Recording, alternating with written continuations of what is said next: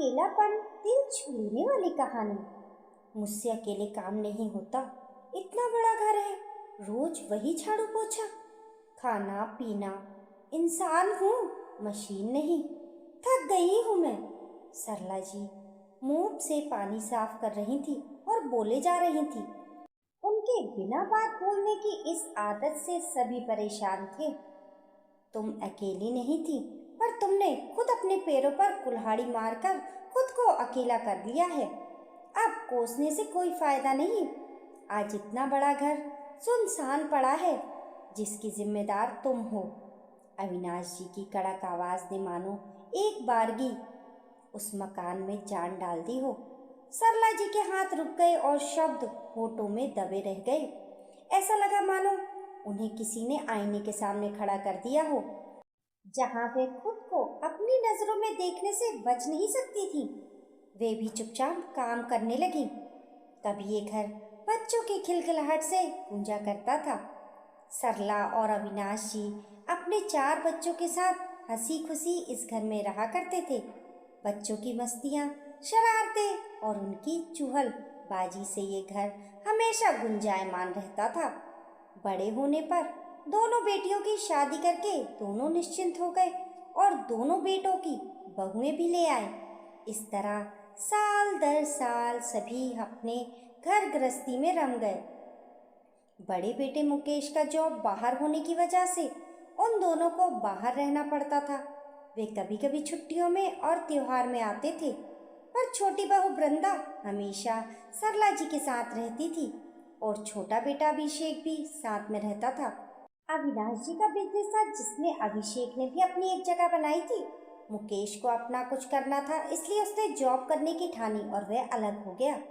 बड़ी बहू मिताली इस बात से बहुत खुश रहती थी कि इसी बहाने उसे बाहर रहना पड़ता था, जिससे उसे ससुराल के नखरे और सास ससुर की सेवा नहीं करनी पड़ती थी। पर वृंदा, उसे सब कुछ करना पड़ता था। सरला जी की ये बिना बात बोलने की आदत से वह परेशान हो गई थी। वह हमेशा अभिषेक से इसकी शिकायत करती, पर अभिषेक तो जानता था कि इसका कुछ नहीं होने वाला है, इसलिए वे वृंदा को ही समझा देता। देखो वृंदा, माँ दिल की बुरी नहीं है, पर उनका यही स्वभाव है, इसमें हम कुछ नहीं कर सकते। पापा भी हार मान चुके, तो अब मैं क्या कर सकता हूँ? पर तुम मेरे लिए आवाज़ तो उठा सकते हो, माँ को समझा तो सकते हो कि मैं सब कुछ तो करती हूँ। फिर हर बात में मीन मेक निकालने का क्या मतलब है? अगर तुम घर में शांति चाहते हो तो प्लीज़ मेरे लिए कुछ करो, वरना मैं हाथ जोड़कर कहती हूँ, मुझे माफ़ करना, मुझसे अब नहीं होगा। कहकर वृंदा अपने कमरे में चली गई। अभिषेक को लगा कि ये रोज की बात है, 1-2 दिन या रात तक उसका मूड ठीक हो जाएगा, पर ऐसा नहीं हुआ। वृंदा अपनी जिद पर अड़ी रही। सरला जी पति पत्नी का झगड़ा मानकर कुछ नहीं बोली और वे काम करती रहीं। इसी तरह 1 हफ्ता बीत गया। इसका उपाय न देख अभिषेक को भी अपने लिए अलग घर लेना ही पड़ा। पापा, यहाँ से ऑफिस बहुत दूर हो जाता है। आपने अलग ब्रांच में मुझे जो काम दिया है, वहाँ मैं बिजनेस संभाल लूँगा, पर उसके लिए मुझे अलग जाकर रहना पड़ेगा। अविनाश जी सब कुछ जानते थे, इसलिए घर में शांति बनी रहे, इसके लिए उन्होंने उसे जाने की इजाज़त दे दी। और इस तरह वह खिलखिलाता हुआ घर शांत पड़ गया, जहाँ केवल सरला जी और अविनाश रह गए। सभी छुट्टियों में या कभी कभार आ जाते, पर वह हमेशा का रहना रौनक चली गई थी। इसी तरह 2-3 महीने गुजर गए। किसी ने वापस से सब कुछ ठीक करने की पहल नहीं की, क्योंकि सभी जानते थे कि सब कुछ ठीक हो सकता है, पर सरला जी का व्यवहार नहीं बदल सकता। एक दिन सरला जी को बहुत तेज बुखार आया। 2-3 दिन तक बिस्तर पर पड़ी रही। अविनाश जी किसी तरह सब कुछ संभालते रहे। नौकरानी भी आती रही, पर जो अपने कर सकते हैं वे नौकरानी नहीं कर सकती। आखिर टेस्ट में डेंगू निकला, जिसका अविनाश जी को डर था, क्योंकि शहर में डेंगू बहुत फैल रहा था। अब सरला जी को अच्छी देखरेख और सेवा की ज़रूरत थी, जो केवल अपने ही कर सकते हैं, पर अपनों को तो उन्होंने खुद ही दूर कर दिया था।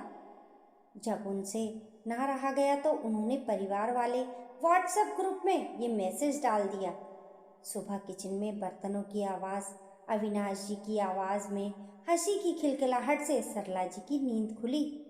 क्या बात है, कौन आ गया? नौकरानी इतनी जल्दी आ गई क्या? माँ जी, ये लीजिए, आपके लिए नारियल का पानी लेकर आई हूँ, और ये चीकू भी खा लीजिए। इससे आपका बुखार तुरंत उतर जाएगा और आप ठीक हो जाएंगे, वृंदा ने कहा। तब तक बड़ी बहू मिताली आ गई। माँ जी, मैं आपके पैर दबा देती हूँ। दोनों बेटे फल लाने के लिए मार्केट गए हुए थे, वे भी आ गए। मैं आपको पपीते के पत्ते का पानी पिलाता हूँ, अभिषेक ने कहा। और हाँ, कच्चा पपीता भी खाना है, बड़ा बेटा बोल पड़ा। पीछे खड़े अविनाश जी मुस्कुरा रहे थे और सब कुछ देख रहे थे। सरला जी की नजरें जब अविनाश जी से मिली तो उन्होंने शर्म से अपनी आंखें झुका ली। अविनाश जी ने आगे आकर दोनों बेटों को गले लगा लिया। देखो सरला, इसी को परिवार कहते हैं, और अपने अपने ही होते हैं।